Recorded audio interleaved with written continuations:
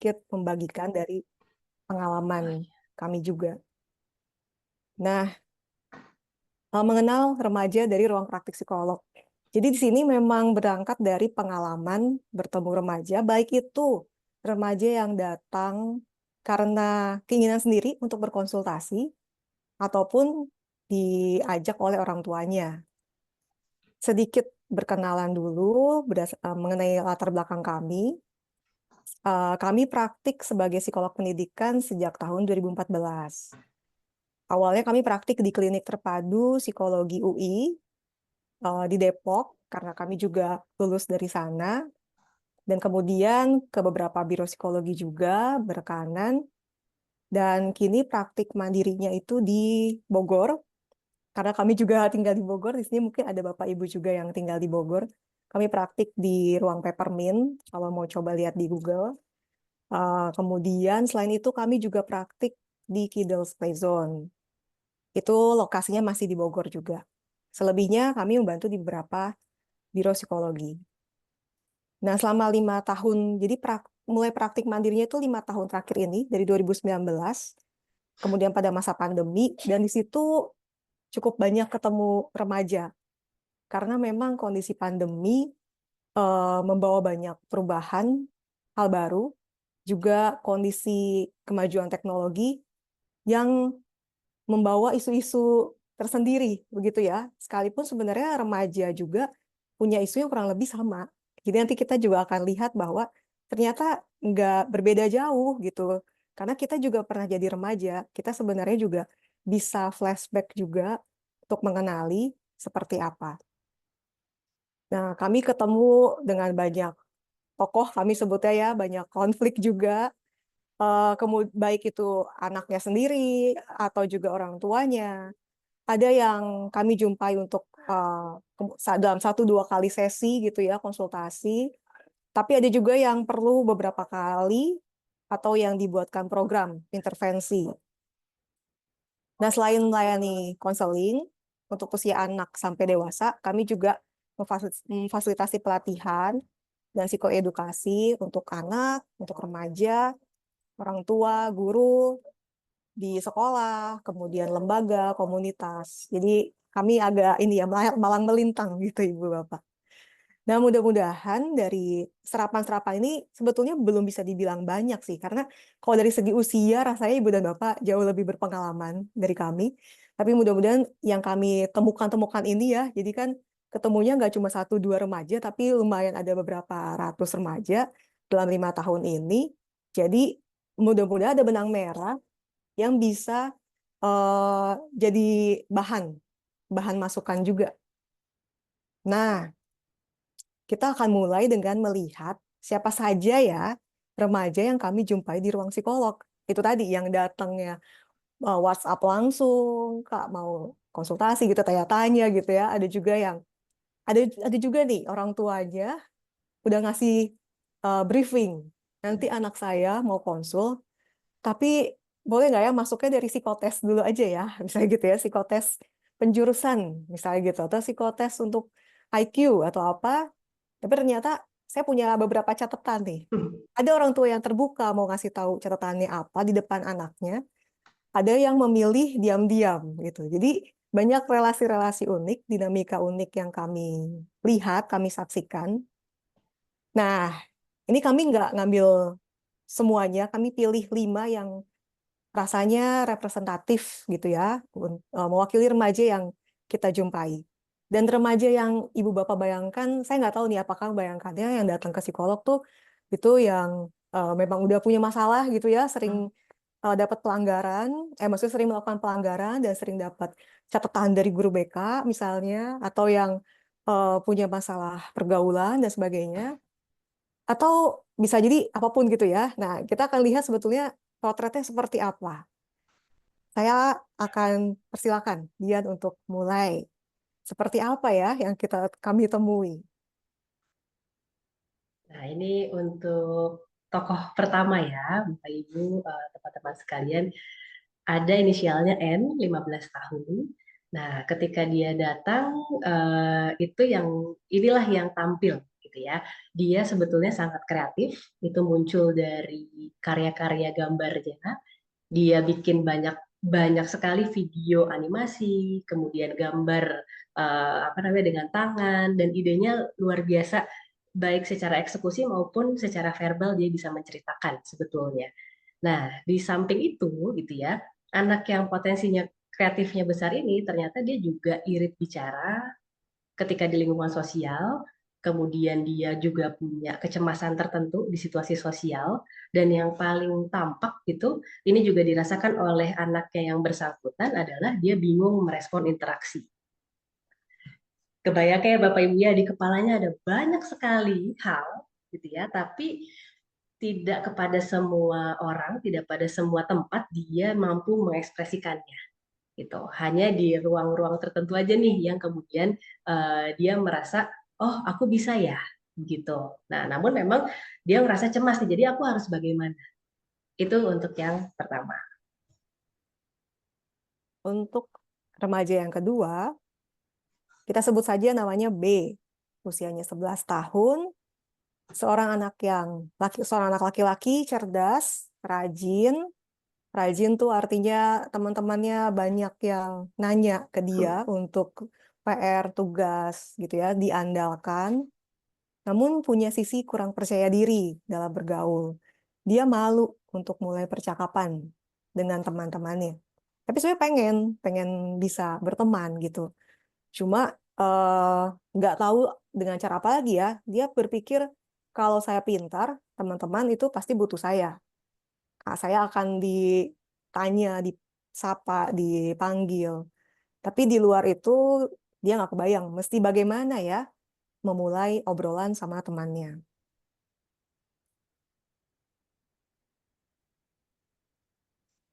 Profil yang ketiga ini barangkali ini cukup umum dijumpai di sekolah-sekolah. Nah, si A ini usianya 13 tahun, yang paling menonjol adalah dia datang karena keluhan dari sekolah dan orang tuanya juga, gitu ya. Karena anak ini suka coba-coba, nah tapi coba-cobanya itu sampai yang melanggar keaturan sekolah.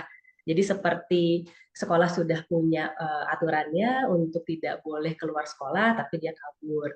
Untuk nggak boleh harus jajan di kantin, tapi kemudian dia mencari berbagai cara lah untuk kemudian mencari kebebasan versinya si A ini.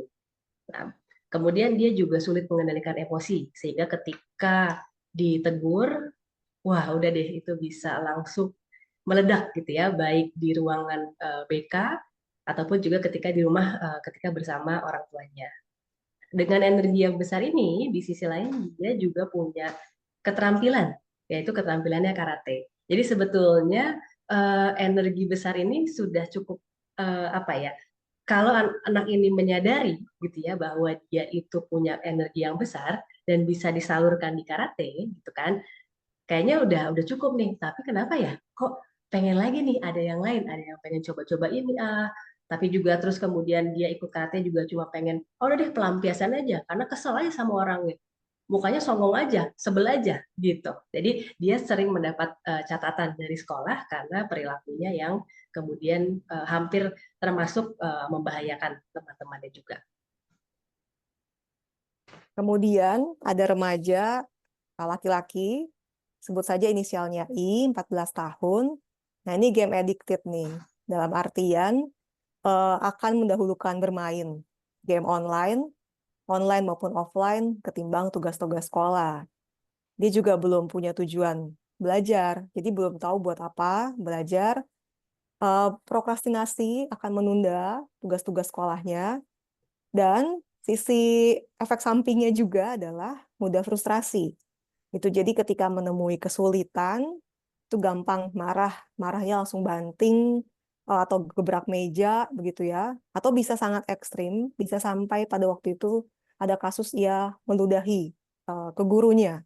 Itu karena laptopnya mau diambil. Eh, apa ya? eh, Perihal sebetulnya anaknya sih waktu dites itu cerdas gitu ya. Tanpa dites pun orang tuanya juga menyatakan punya kecerdasannya baik, logikanya jalan bagus banget. Memang dia juga bikin eh, game online gitu ya Bapak Ibu, dia buat sendiri gitu, dia bisa. Nah, cuma sangat terfokus sama game dan kemudian pertemanannya itu ya dia hanya dapat di Discord itu. Jadi ada satu media sosial khusus untuk pemain game. Tapi di kehidupan nyata susah buat dia untuk bergaul sama teman-temannya. Dan yang satu lagi, ini remaja perempuan 13 tahun.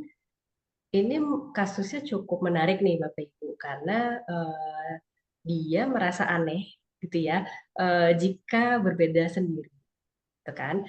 Tapi juga pengen tampil beda dari teman-temannya. Jadi ketika diajak bicara, ngobrol-ngobrol, sebetulnya dia tahu apa yang ingin dia tampilkan, begitu kan, di depan teman-temannya.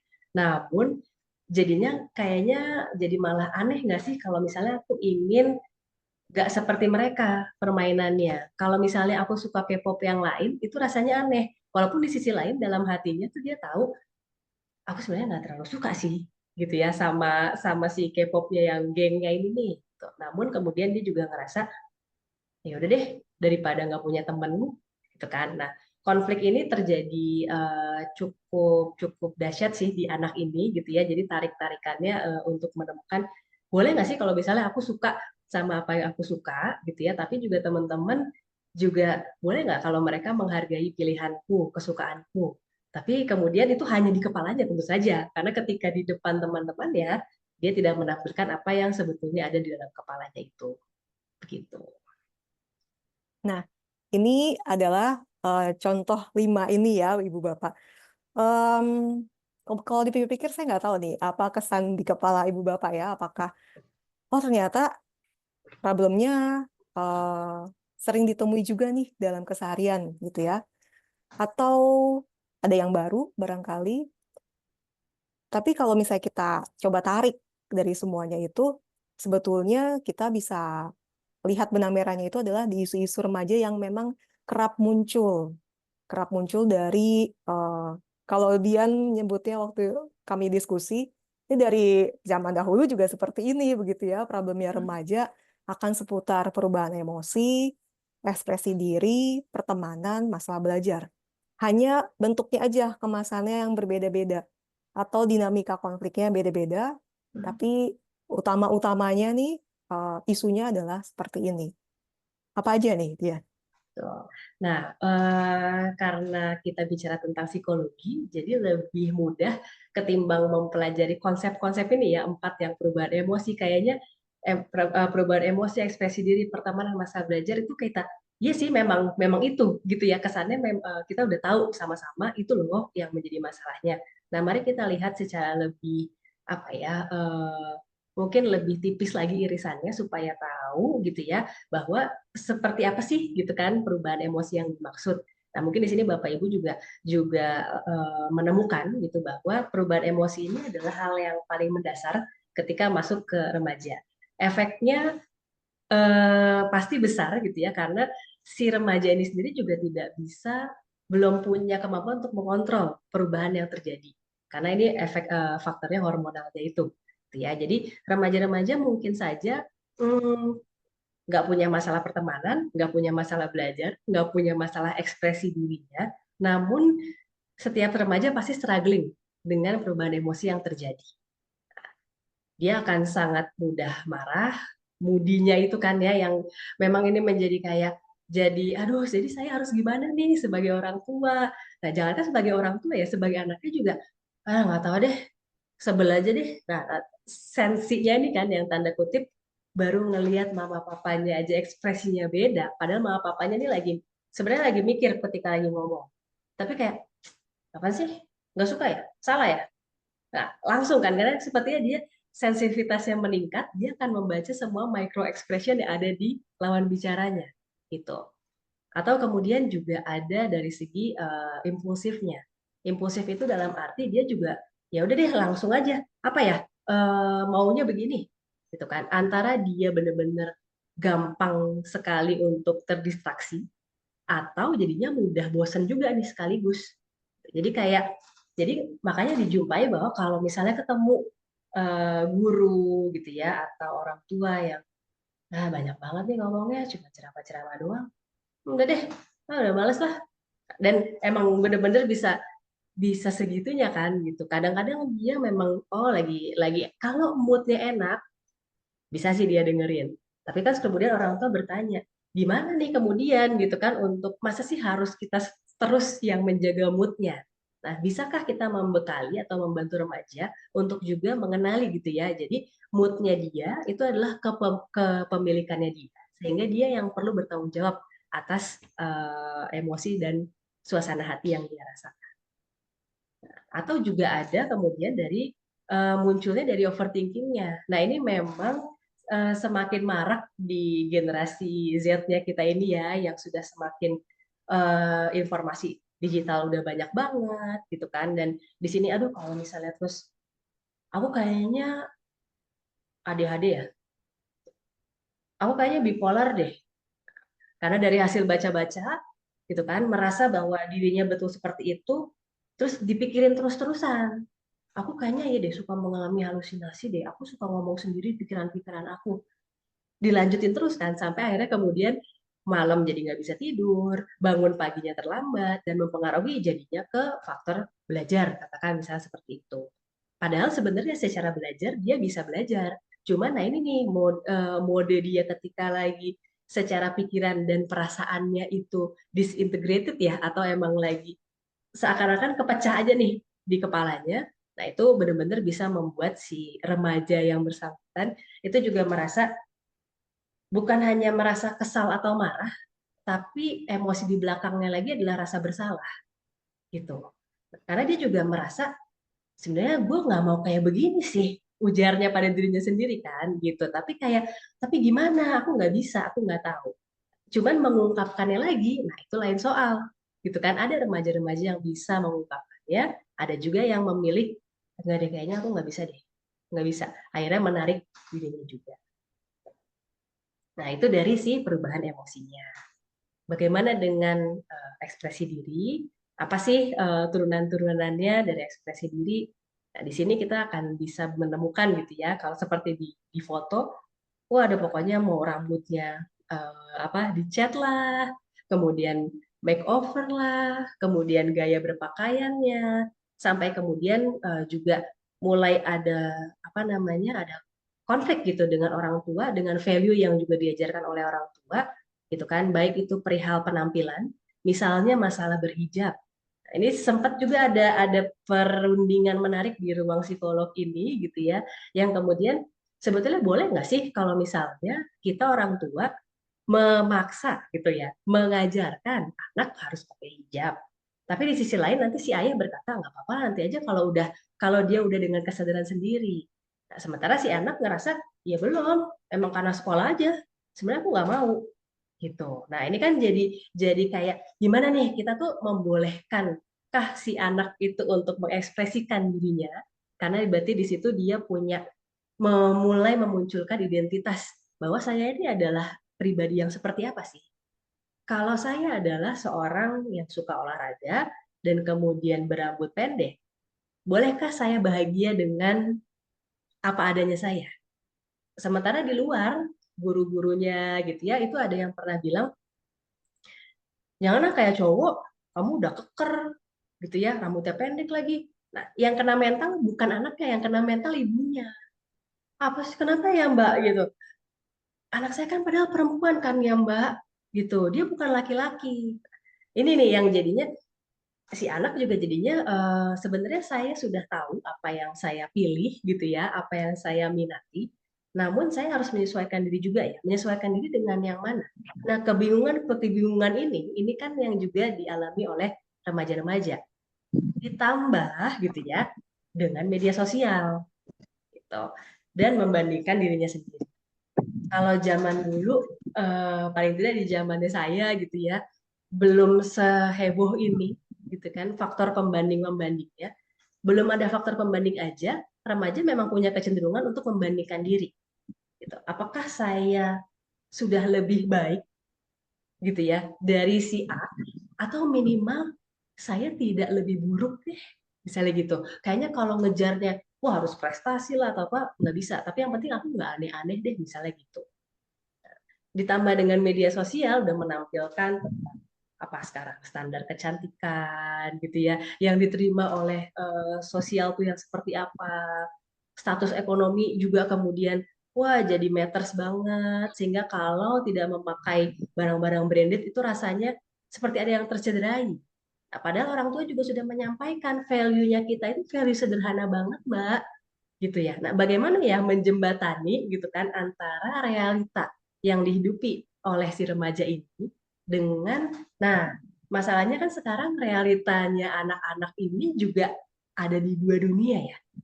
Kita harus benar-benar mengajak mereka mencermati mana yang kemudian itu adalah imajinasinya dia atau ilusinya dia, sama mana yang kemudian oke, saya bisa menjejak pada realita yang sesuai dengan diri saya. Kurang lebih tentang ekspresi diri itu seperti itu.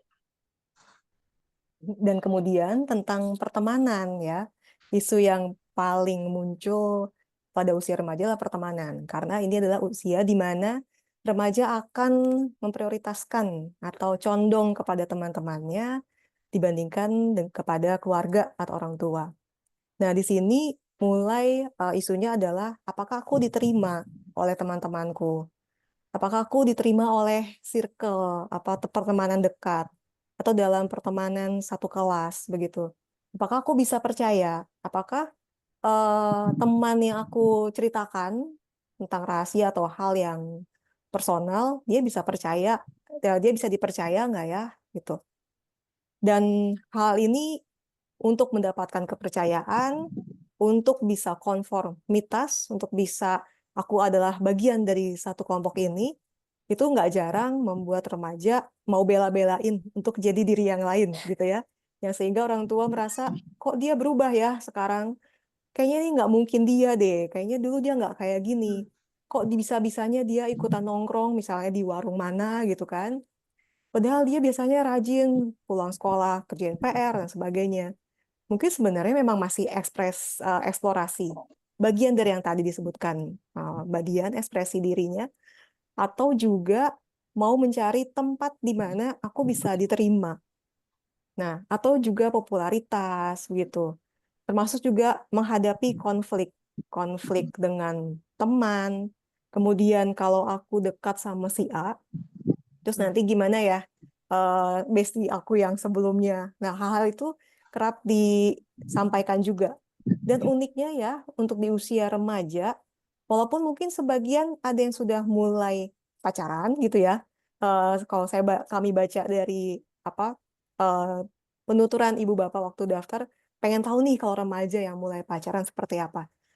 Tapi waktu kalau kami ingat-ingat remaja yang datang ke kami, sebenarnya mereka akan lebih banyak, cenderung lebih banyak menceritakan permasalahan dalam hal pertemanan gitu. Jadi ada sih yang memang udah berpacaran dan sebagainya, tapi nggak terlalu menceritakan hal itu, tapi lebih ke pertemanan.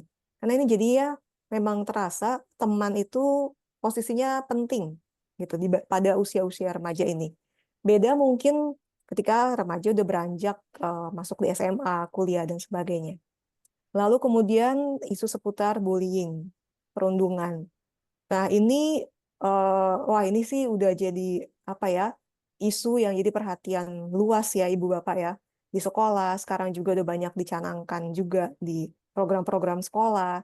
Kemudian bagaimana kita mencoba untuk membuat lingkungan yang lebih aman buat remaja gitu. Namun ini semua sebetulnya perlu dicek lagi pada diri remaja tersebut. Dalam artian ada kalanya mereka punya persepsi yang kita perlu cek gitu. Persepsi ini sesuatu yang objektif, subjektif itu pasti ada unsur subjektifnya. Nah, ini yang bagaimana mereka memaknakan perlakuan teman-temannya gitu. Ini kaitannya di isu remaja. Selain pertemanan, ada juga persoalan-persoalan yang pastinya gitu ya, kerap ditemui itu di masalah belajar. Karena tugas pada usia remaja ini yang menunjukkan kompetensi mereka, mereka bisa apa, biasanya sih paling besar di belajar ini akademis, selain memang pertemanan. Nah, persoalannya seputar pemahaman terhadap materi pelajaran itu sendiri. Jadi yang datang konsul, aduh susah ya, stres gitu, menimbulkan kecemasan tersendiri untuk menghadapi tugas-tugas sekolah yang banyak banget gitu katanya. Dengan tugas kelompok, tugas individu, dan sebagainya. Ada kesulitan pada sebagian angkatan remaja yang ketika waktu pandemi tugas-tugasnya memang diberikan em, apa ya, kita boleh bilang mereka mungkin belum paham how to-nya, prosedur mengerjakan tugasnya. Jadi ada satu fase yang mereka jadinya cenderung instan untuk langsung melihat hasil. Nah, kemudian ketika mendapatkan tugas yang harus dibuat secara mandiri, itu mereka bingung tuh, apa dulu yang harus dilakukan, disusun, direncanakan, termasuk ini nyerempet-nyerempet juga ke persoalan manajemen diri, bagaimana mengatur waktunya, begitu. Ada yang dulu tuh sering sekali tidurnya kebolak-balik, jadi malamnya dia melek, terus mulai tidur baru jam 2 pagi misalnya, kemudian sampai bangunnya kesiangan. Nah, itu seperti itu. Lalu juga isu seputar tujuan masa depan. Ini cukup memberikan stres tersendiri pada remaja, tapi ini biasanya remaja menjelang SMA dan akhir. Di remaja yang SMP biasanya berkaitan dengan orang tua mengharapkan dia masuk ke SMA tertentu gitu, atau dia pengen masuk SMA favorit. Nah, itu menciptakan kecemasan tersendiri ketika menyadari kok susah ya untuk bisa memenuhi syarat yang harus syarat dari sekolah-sekolah tersebut. Nah, ini isu-isu remaja. Sebetulnya apa sih yang jadi kebutuhan remaja begitu ya? Karena setelah tadi kita melihat penokohan dan atau karakter-karakter eh, persoalan-persoalan yang datang, lalu kemudian isu-isunya itu seperti itu. Nah, sebenarnya di balik isu-isu itu ada kebutuhan apa ya? Pertama, Hmm, saya persilakan lagi untuk Ya, Dian. terima kasih karena ini juga melihat di pendaftaran juga menarik ya Mbak Mia Hmm. karena memang kayaknya jadi menarik memang di balik perilaku itu kebutuhannya apa sih gitu ya. Jadi kayak banyak juga orang tua yang penasaran dan kalau kemudian orang tua juga menyadari dan juga sudah mengetahui paling tidak ini 3 basic needs gitu ya yang dibutuhkan oleh remaja rasanya bisa mensupport salah satu atau kalau bisa ketiga-tiganya tentu bisa bisa membantu tumbuh kembang anak-anak remaja kita. Nah, apa saja sih kebutuhannya? Yang pertama itu adalah keterhubungan emosional.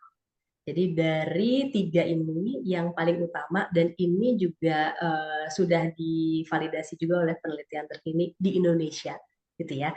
Jadi memang remaja-remaja Indonesia itu membutuhkan sekali sih sebenarnya keterhubungan emosional. Apa sih keterhubungan emosional itu?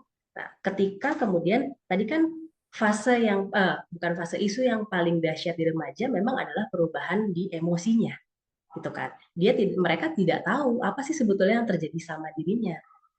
Orang dewasa gitu ya, dulunya pernah remaja. Jadi secara logika gitu ya, kayaknya lebih bisa memverbalkan soal-soal emosi-emosinya itu tuh. Nah, namun kita juga menyadari gitu ya, kayaknya enggak juga sih, kayaknya saya juga belum tentu tahu emang emosi itu ragamnya ada apa aja. Kayaknya cuma ada marah, seneng, sedih. Udah sih gitu ya, padahal sebetulnya di remaja ini kan sudah mulai muncul emosi-emosi campuran gitu. Di situ ada perasaan kecewa, ada perasaan dihianati gitu ya. Juga ada perasaan dicintai mulai mulai muncul di situ. Nah, gimana nih? Apakah kemudian dirinya sendiri gitu ya sebagai pribadi sudah connected belum dengan emosinya? Boleh nggak sih kalau aku ngerasa aku tuh aneh gitu ya? Boleh nggak sih kalau aku ngerasa aku tuh kayaknya ngerasa diriku buruk banget deh. Karena perbandingan gitu ya, atau soal label. Aku nggak mau deh jadi anak pinter karena kalau jadi anak pinter tuh cemen. Pernah ada yang seperti itu. Aku mau jadi anak rebel aja di sekolah.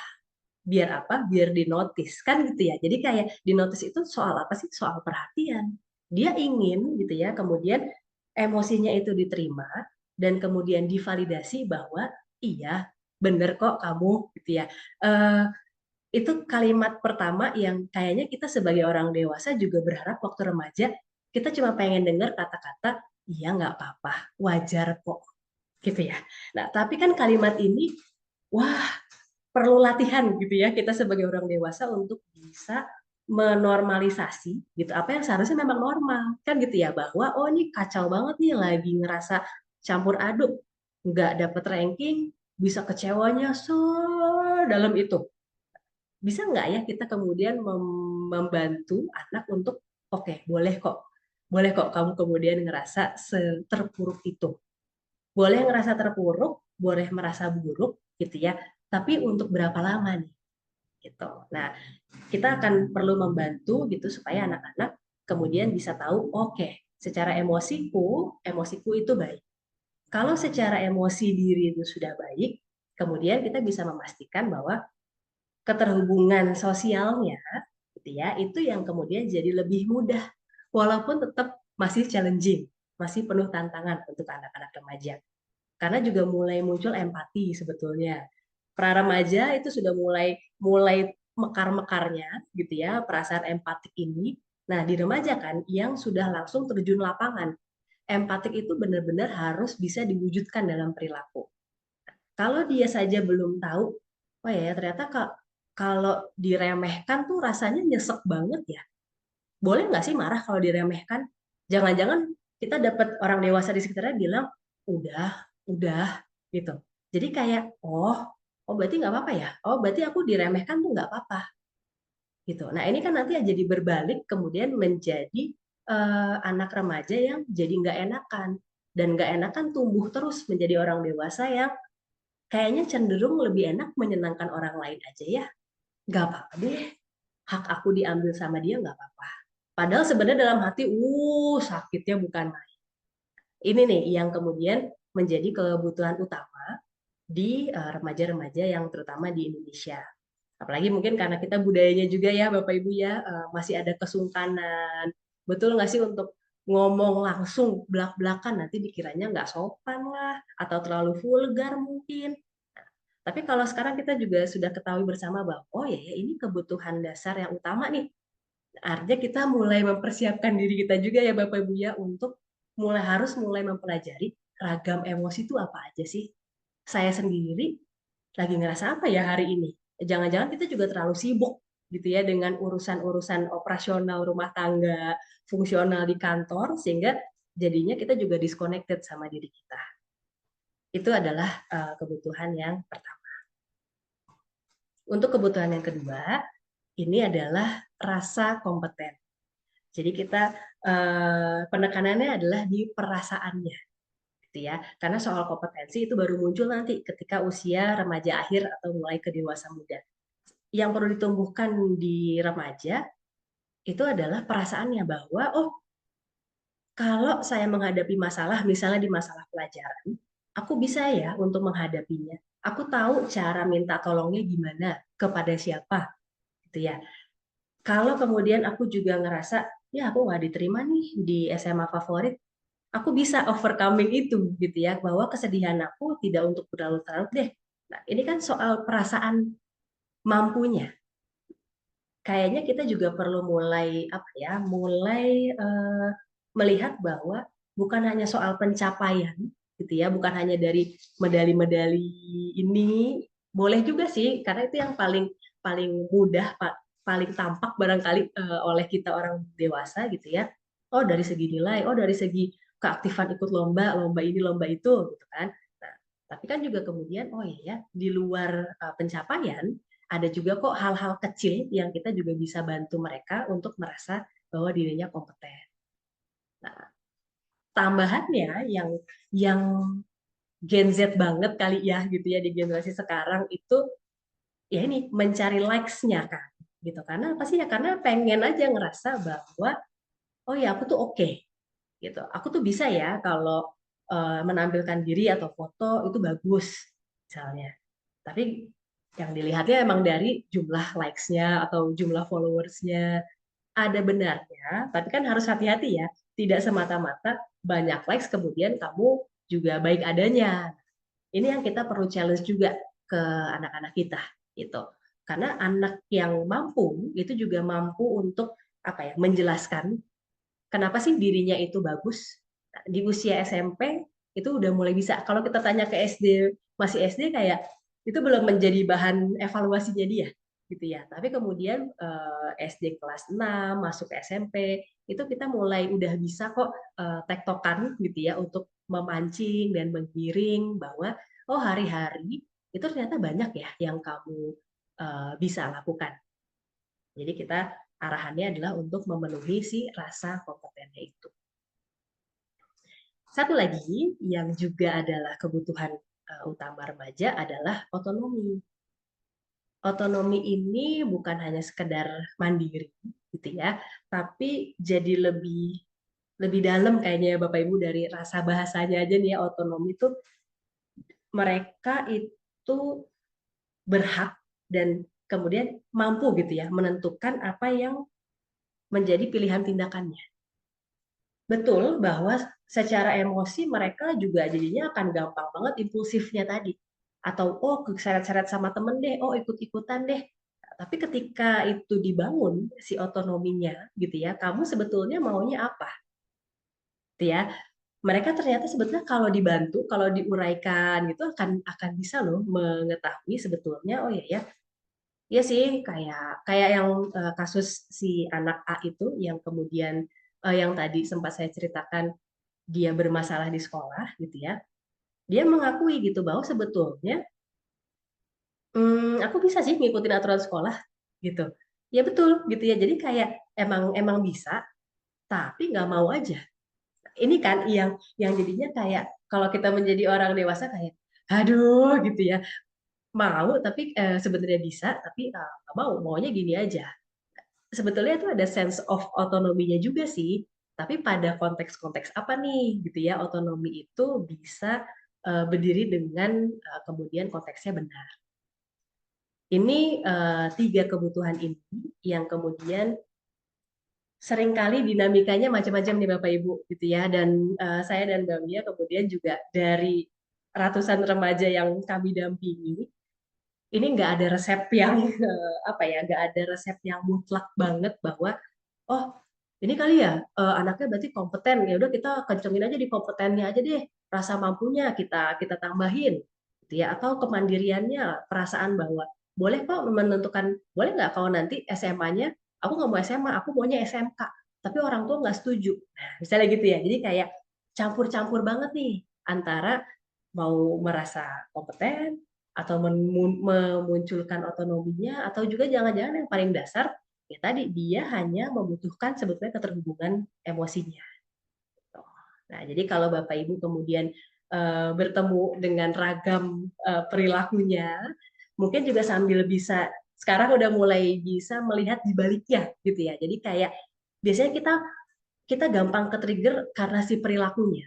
Tapi begitu sudah tahu gitu ya apa yang ada di baliknya, rasanya kok hati ini juga jadi lebih oh iya ya gitu. Rasa cinta kita sebesar itu sebetulnya untuk membantu memenuhi kebutuhannya. Karena ketika kebutuhan ini terpenuhi, perilaku yang tadinya kita anggap negatif itu memang benar-benar bisa berkurang dan signifikan sekali. Dari Mbak Mia ada tambahan dulu soal ini? Setuju banget sama yang tadi disebutkan oleh Mbak Dian. Karena kalau tadi pada kasus anak yang addicted sama game gitu ya, sebetulnya memang ada ada kebutuhan untuk bisa otonomi, untuk bisa pegang kendali atas apa yang dia mampu gitu. Sementara di realitanya anak ini sangat difasilitasi oleh orang tuanya dan belum pernah bisa untuk merapikan sendiri. Dia udah usia, waktu itu saya ketemu dia usia SMP ya, bahkan sudah mau SMA. Jadi masih harus dibantu. Jadi ada sisi yang sebetulnya kan ini kebutuhan ya. Remaja punya kebutuhan untuk aku bisa kompeten, aku bisa punya keputusan-keputusan sendiri. Tapi ketika hal ini tidak muncul karena lingkungan bermaksud baik sebetulnya ya, tapi ternyata ada kekosongan di area ini dan menimbulkan perilaku-perilaku yang kemudian dikeluhkan juga akhirnya oleh orang tua. Jadi tadi yang Mbak Dian katakan nggak ada resepnya, iya karena nggak bisa disebutkan juga sih ketika ketemu remaja ini kebutuhan apanya ya begitu, karena bisa jadi kombinasi ketiganya, bisa jadi hanya salah satu, dan ketika kami bantu pada waktu itu juga, oh ya menariknya gitu Ibu Bapak ya, jadi di ruang konsul mereka bisa baik sekali begitu, bisa tampak percaya diri, bisa em, menjadi dirinya. Tapi kemudian pada saat konsultasi bersama orang tuanya, wah itu gesturnya berubah sekali gitu. Ada apa ya gitu yang menjadi lebih lebih pasif, menjadi lebih apa Tegang ya, ya. tegang begitu kan, atau lebih jutek begitu. Nah, mungkin ada kebutuhan-kebutuhan yang belum match. Nah, kemudian apa sih yang kami, ya kalau yang bisa kami coba bagikan dalam sesi ini, pendampingan apa yang dilakukan di ruang psikolog, karena barangkali ada untung dan ada ruginya juga ya, bahwa kami berjarak sama klien-klien ini. Mereka bukan bagian dari keluarga, jadi gak ada muatan emosional. Sehingga hal itu menguntungkan kami untuk bisa ya mendengarkan apa adanya tanpa penghakiman begitu. Mungkin di kepala ada menilai, tapi sebenarnya susah sih. Sih memang susah-susah gampang gitu ya kita untuk melepaskan penilaian. Tapi resep yang coba saya terapkan ke diri saya ketika mau terkoneksi sama remaja itu, saya harus melepaskan dulu. Jadi menjadi gelas kosong dulu aja deh untuk mendengar sudut pandang dia seperti apa. Dan ini memang sangat tidak gampang, Ibu Bapak kami akui gitu. Patokannya adalah dengan mendengarkan itu sebetulnya mau memberikan rasa aman di mereka. Em, Rasa aman dalam artian aku boleh menjadi diriku, menyatakan apa yang aku butuhkan atau tidak melakukan yang memang aku tidak mau. Tapi ini kadang nggak selalu ada kesempatannya. Karena begitu melihat lirikan sedikit gitu ya, dari mata orang tuanya, dia udah tahu bahwa itu artinya tidak baik, atau itu artinya saya harus menahan diri dan sebagainya. Itu mungkin hal kecil yang bisa mengurangi rasa aman pada remaja. Jadi hal yang bisa kita coba berikan, kalau kemarin Ibu Bapak mengisi, apa ya tipsnya? Ini tips yang bisa berhasil bisa enggak, tapi mudah-mudahan bisa dicoba karena inilah yang kami lakukan begitu. Kami coba memberikan rasa aman itu. Kemudian kami Oh, ajak untuk, sedikit tambahan, oh Mbak Mia, boleh, silakan. tentang rasa aman ini gitu ya. Barangkali memang kitanya juga juga sudah merasa aman terlebih Hmm, dahulu gitu. ya, Tadi yang disampaikan oleh Mbak Mia, menjadi orang tua itu pasti lekat sekali dengan banyak hal pada anak kan gitu ya. Di situ kita juga meletakkan harapan, di situ kita juga meletakkan ekspektasi gitu kan. Dan juga bagaimana sih anak harusnya pinginnya kita anak kita jadi begini gitu. Jangan-jangan ketika ekspektasi itu dilepaskan gitu ya. Jadi kayak ya udah nggak, ternyata nggak apa-apa sih gitu ya. Di kitanya dulu nih. Oh, kalau anakku nakal di bagian ini, ketahuan nge-vape, itu bukan akhir dari dunia saya kok. Gitu. Oh hmm, kan sambil inget, barangkali oh ya tadi mungkin dia fase eksplorasinya, mau coba-cobanya. Sejauh apa sih dia nge-vape? Karena apa sih dia nge-vape? Oh ternyata nge-vape itu bukan karena ketagihannya, tapi lebih karena nggak enak nih, nolak temen. Nah beda jadinya, beda cara kita masuk ya gitu ya, ngasih tahu anaknya gitu untuk, oh ya karena kita sudah melepaskan ekspektasi kita dulu nih ketika kemudian si anak mengalami masalah atau ada konflik tertentu. Nah, mudah-mudahan Bapak Ibu kita juga senantiasa merecharge terus gitu ya rasa secure-nya kita gitu ya, karena dengan kita merasa secure kita jadi bisa lebih mudah gitu untuk merasa untuk bisa terkoneksi sama anak-anak remaja kita. iya. Dan tambahan juga ada orang tua cerita, eh, anaknya itu memang anak angkat. Tapi memang beliau belum menceritakan kepada yang anak tersebut bahwa anak kamu adalah anak angkat itu.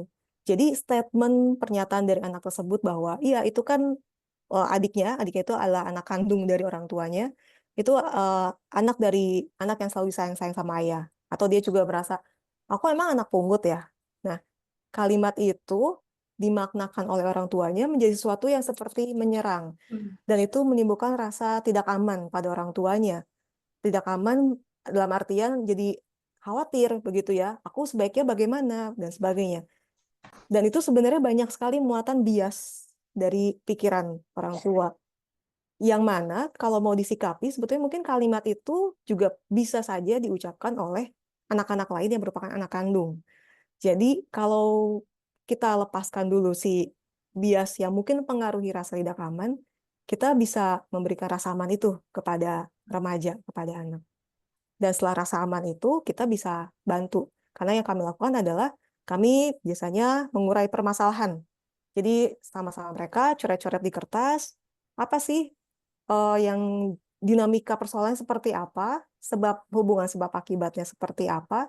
Karena yang kami mau tawarkan adalah mereka mengenali apa sih yang terjadi sama diri mereka. Mereka tahu bagaimana mereka melihat dirinya, perspektifnya. Dan di sini sasarannya adalah menalar. Karena di fase usia remaja inilah pikirannya juga mulai kemampuan otaknya mulai berkembang menuju fase optimalnya. Jadi ini yang kami ajak untuk melihat langsung. Karena ya tadi yang dikatakan di awal ya, remaja dengan perubahan hormon dan sebagainya, mereka nggak mengerti sebenarnya apa sih yang dirasakan gitu. Dan apa sih persoalannya? Sebetulnya apa sih? Setelah mereka tahu bahwa oh sebenarnya kamu punya resource ini, kamu punya potensi ini, kesalahanmu adalah di sini, atau kamu hanya keliru melihat apa. Biasanya ada satu dua hal saja yang menjadi temuan untuk mereka itu membantu sekali. Seperti halnya dia tahu aja bahwa oh aku sebenarnya eh, nggak patut marah-marah ya karena itu memang tugas kamu untuk bantu angkat galon misalnya di rumah jadi tugas kamu. Pada akhirnya bisa menerima itu karena bisa melihat positioningnya seperti apa sih peran dia di dalam rumah sebagai kakak dan sebagai anak. Lalu kemudian yang berikutnya adalah kami setelah kita tahu permasalahannya apa, biasanya masuk ke fase berikutnya adalah memberikan tips-tips begitu ya, psikoedukasi terkait keterampilan sosialnya, atau regulasi emosi, atau pengenalan diri area kekuatan dan kelemahan. Nah, utamanya di sini adalah kami atau kita perlu memberitahu cara. Karena mungkin kita menganggap, ya kan udah gede, udah tahu lah, udah mesti mikir sendiri gitu ya. Tapi kadang-kadang mereka nggak benar-benar tahu apa dulu yang harus dilakukan gitu. Dan tentang harus bertanggung jawab, disiplin, atau mengelola waktu. Kita cuma bilangnya kamu harus fokus, kamu harus mengelola waktu. Tapi apa persisnya itu mungkin mereka nggak tahu. Dan di situ nggak nyambung nih bahasanya. Jadi tiga hal inilah yang kami apa ya yang biasanya kami berikan dan dinamika seperti itu. Area penguatannya kami berfokus pada bagaimana remaja membangun konsep dirinya secara positif. Kalau dia memang nggak oke di akademis, kita cari apa yang dia menonjol. Tapi kemudian bukan artinya, oh berarti nggak apa-apa dong ya, nggak usah di apa berarti nggak apa-apa, nggak usah belajar rajin dan sebagainya, nggak gitu juga gitu. Karena yang kita perlu bekali adalah mereka tahu dalam area-area mana.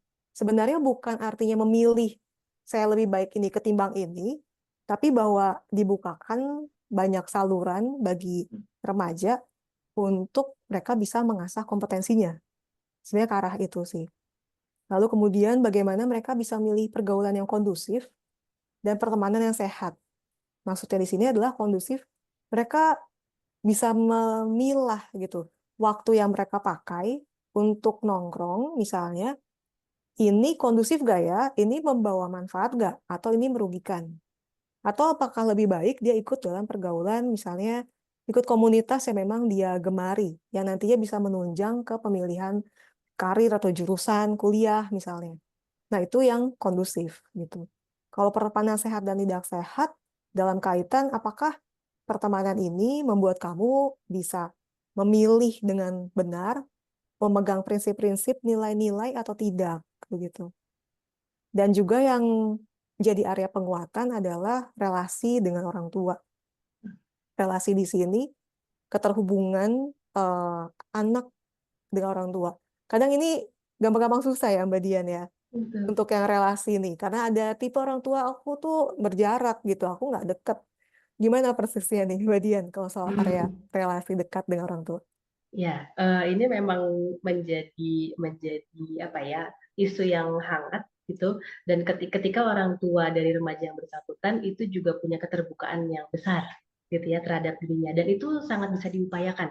Karena ini kunci utamanya adalah upaya orang tua sebetulnya. Karena apalagi ketika udah menghadapi remaja, orang tuanya itu udah mau kenalan, tapi udah langsung ditolak gitu kan ya. Karena pertemanan jadi lebih penting aja buat aku. Kenapa tiba-tiba sih papa mau deket gitu ya, kenapa tiba-tiba mama mau tahu tentang aku, itu malah jadi aneh kalau misalnya selama SD gitu ya kita kita gak biasa dekat sama anak kita. Nah, tapi memang ini yang terus diupayakan, artinya kan harus berulang-ulang kali. Jadi memang di ruangan psikolog ini ketika berbincang dengan orang tua, penguatannya kita berikan kepada orang tua yang bersangkutan gitu, bahwa jangan menyerah, coba lagi kita cari yuk alternatifnya gitu kan, gimana lagi kita muter otak lagi gimana supaya kita tidak dicurigai, ya kan, gimana supaya anak gak punya prasangka macam-macam. Ya pada akhirnya kita bisa duduk bertiga, psikolog, orang tua, dan anak. Nah, di pertemuan pertama menarik nih ketika menemukan bahwa si anak udah yang gak mau lihat aja gitu kan, pokoknya itu kan udah mencirikan gitu ya, oh ini relasinya mungkin ada sesuatu yang oh udah berjarak nih, gak tahu apa. Nah, ini yang apakah orang tua juga juga punya apa ya, kesediaan dan juga keberanian barangkali gitu ya untuk menguak lagi ke dalam, saya tuh punya masalah apa ya sebetulnya gitu. Nah, pelan-pelan ini yang kemudian bisa kita kita berikan, karena kami percaya tiga area penguatan ini menjadi jaring pengaman sebetulnya Bapak Ibu. Itu ya, ketika remaja punya konsep diri yang positif, pergaulannya kondisif, pertemanannya nggak toksik gitu ya kalau pakai bahasa sekarang, dan relasinya dekat dengan orang tua. Dekat dalam arti mungkin nggak bisa deket-deket banget, tapi masih oh terhubung deh, oh tahu terpantau deh gitu ya. Paling nggak dia bisa menjadi remaja yang kemudian berdaya gitu ya. Jadi punya punya daya dirinya, punya daya saingnya juga, sehingga emang jadinya membantu mereka di usia remaja ini yang kan kebutuhannya aktif untuk mengeksplorasi lingkungannya ya. Kan mereka juga punya kebutuhan untuk mencari tantangan, untuk memperluas diri. Nah, ketika mereka mau meluaskan, siap-siap juga jatuh. Kan gitu sebetulnya. Nah, ketika jatuh, punya tiga ini gitu ya yang kemudian cukup kuat, cukup baik, ya mereka akan jatuh nanti balik lagi, mereka jatuh balik lagi, karena kita berharap orang tua pasti mengharapkan anaknya menjadi anak remaja yang tangguh begitu.